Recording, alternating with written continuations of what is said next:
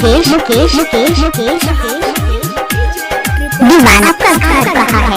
पुरनाई चौक tomato. घर में तू बहाना मार के देखा गेल ही खेत। मुकेश बहाना मार के देखा गेल ही खेत। छौरा सबके देने रही 12 बजे डेट। हे गे छौरी गे तोहर बढ़ल जाय छ पेट। हे गे छौरी गे तोहर मामला भेल सेट। हे गे छौरी गे आपका नाम क्या है? मुकेश दीवाना। अच्छा ये नाम है आपका? कहाँ घर बा तुम्हारा? माटोल। Mobile number 90 21 67 66 53।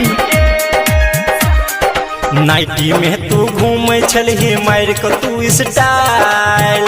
अच्छा नाइटी में तू घूमे छलही मार के तू स्टाइल। बाद में तू बतियलही छौरी लगे ले मोबाइल। हे गे छौरी गे तोहर बढ़ल जाय छ पेट। हे गे छौरी गे तोहर मामला भेल सेट। हे गे छौरी गे का नाम है तुम्हार? डीजे मुकेश दीवाना। कहाँ घर बा तुम्हार? पुरनाई चौक टमाटो। बिगर बाप मतारी के नाम हंसल ही गेल ही तू बिगर। अभियो के निशरम कले जो न तू सुधर। हे गे छौरी गे तोहर मामला भेल सेट। हे गे छौरी गे तोहर बढ़ल जाय छ पेट। हे गे छौरी गे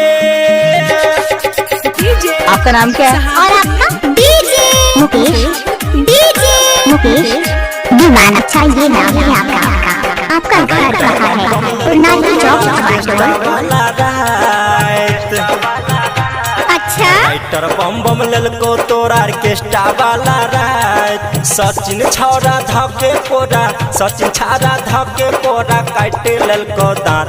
हे गे छौरी गे राजू रजवाला हो पेट। हे गे छौरी गे तोहर मामला भेल सेट। हे गे छौरी गे राजू रजवाला हो पेट। हे गे छौरी गे घर में तू बहाना मार के देख गेल ही खेत। छौरा सबके देने रही 12 बजे डेट।